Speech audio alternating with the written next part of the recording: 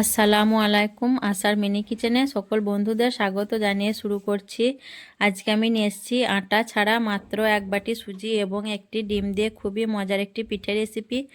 আর এই পিঠেগুলো দেখতেও যেমন সুন্দর, খেতেও খুবই মজাদার হয় এবং বানাতেও খুবই সহজ। তো চলুন পিঠের রেসিপিটি দেখে নেওয়া যাক। আর পিঠের রেসিপি পছন্দ হলে আমার চ্যানেলটি সাবস্ক্রাইব করে আমার পাশে থাকবেন। পিঠে বানানোর জন্য এখানে আমি 1 বাটি সুজি নিয়েছি আর দিয়ে দিচ্ছি হাফ বাটি চিনি আর পরিমাণ মতো নুন, ছোট চামচে 1 চামচ বেকিং পাউডার আর 1 চামচ বেকিং সোডা আর দিয়ে দিচ্ছি 3টে এলাচ থেতো করা। দিয়ে দিচ্ছি চা চামচে 3 চামচ গুঁড়ো দুধ। দুধটা দিলে পিঠের স্বাদটা খুব ভালো হবে।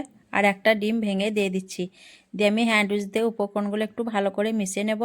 আর এখানে আমি ভ্যানিলা এসেন্সের বদলে আমি এলাচ 3টে থেতো করে দিয়ে দিয়েছি। এতে করে ডিমের গন্ধটা থাকবে না। যার কাছে ভ্যানিলা এসেন্স আছে তারা কিন্তু অবশ্যই দিয়ে দেবেন। উপকরণগুলো আমি ভালো করে মিশিয়ে নিয়েছি। এখন আমি কাপেতে 1 কাপ নর্মাল পানি নিয়েছি আর অল্প অল্প করে পানি দিয়ে ব্যাটারটা তৈরি করে নেব। পানিটা একবারে কিন্তু দিতে যাবেন না, একটু একটু করে দিয়ে ব্যাটারটা তৈরি করে নেবেন।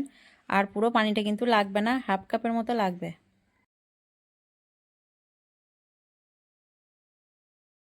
দেখুন ব্যাটারটা আমি খুব ভালো করে ফেটিয়ে তৈরি করে নিয়েছি। আর খুব পাতলা ব্যাটার করিনি, মাঝারি ঘনত্বের একটা ব্যাটার তৈরি করে নিয়েছি। আর উপকরণগুলো ভালোভাবে মিশিয়ে নিয়েছি। তো এখন আমি এটা ঢাকা দিয়ে 10 থেকে 15 মিনিটের মতো রেস্টে রেখে দেবো, তাহলে অনেকটাই সুজিটা ফুলে উঠবে।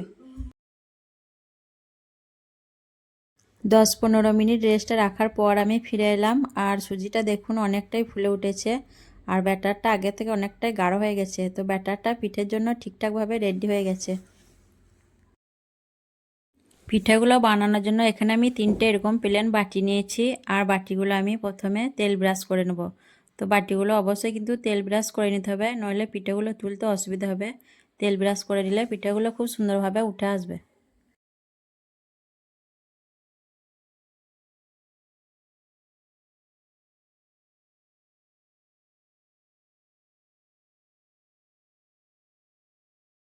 বাটিগুলো আমি খুব ভালো করে তেল ব্রাশ করে নিয়েছি। তারপরে এই ব্যাটারটা আমি চামচ দিয়ে বাটির মধ্যে নিয়ে নিচ্ছি। আর বাটিগুলো কিন্তু আমি ভর্তি করে ব্যাটারটা দেব না, অর্ধেক দেব, অর্ধেকটা ফাঁকা রাখবো। ব্যাটারটা আমি বাটির মধ্যে নিয়ে নিয়েছি। আর দেখুন আমি হালকা করে ট্যাপ ট্যাপ করে দিচ্ছি যাতে ব্যাটারটা বাটির মধ্যে ভালোভাবে সেট হয়ে যায়।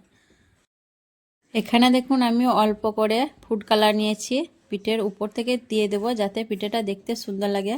তো আমি টোপ টোপ করে পিঠের উপরে দিয়ে দিচ্ছি।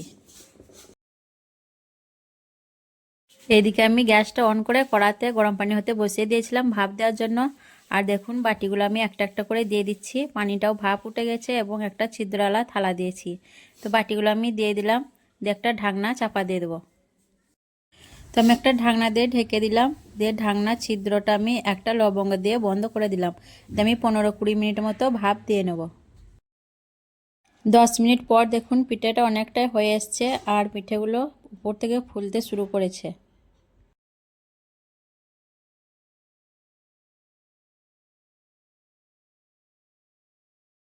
মোট 20 মিনিট ভাপ দেওয়ার পর আমি ফিরে এলাম আর ঢাকনাটা খুলে নিলাম। তো প্রথমে আমি পিঠেগুলো একটু চেক করে দেখে নেব পুরোপুরি হয়েছে কি না। তো আমি একটা কাটা চামচের সাহায্যে পিঠেগুলো দেখে নেব। তো পিঠের মধ্যে আমি কাটা চামচটা দিয়ে দিলাম।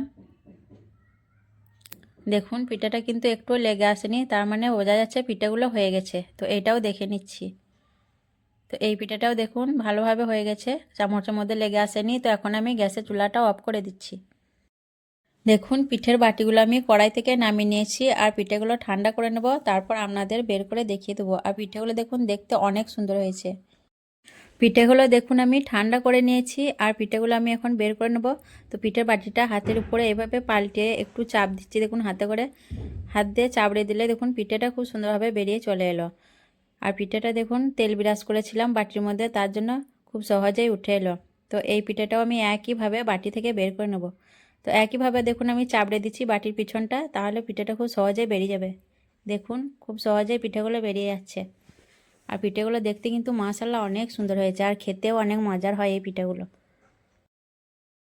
দেখুন আমি একটা পিঠে আপনাদের কেটে দেখিয়ে দিচ্ছি পিঠের ভেতরটা কেমন হয়েছে।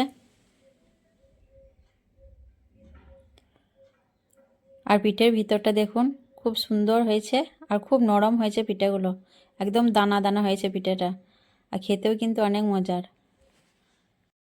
দেখলেন পিঠেগুলো তৈরি করা কত সহজ। তো এইভাবে অবশ্যই আপনারাও বাড়িতে তৈরি করবেন, পিঠেগুলো খেতে কিন্তু খুবই মজার হয়। তো পিঠের রেসিপি কেমন লেগেছে অবশ্যই কমেন্টে জানাবেন, ভালো লাগলে লাইক করবেন, শেয়ার করবেন, আর আমার চ্যানেলটি সাবস্ক্রাইব করে আমার পাশে থাকবেন। আসবো আবারও অন্য কোনো রেসিপি নিয়ে। সকলে ভালো থাকবেন, সুস্থ থাকবেন। আল্লাহ হাফেজ।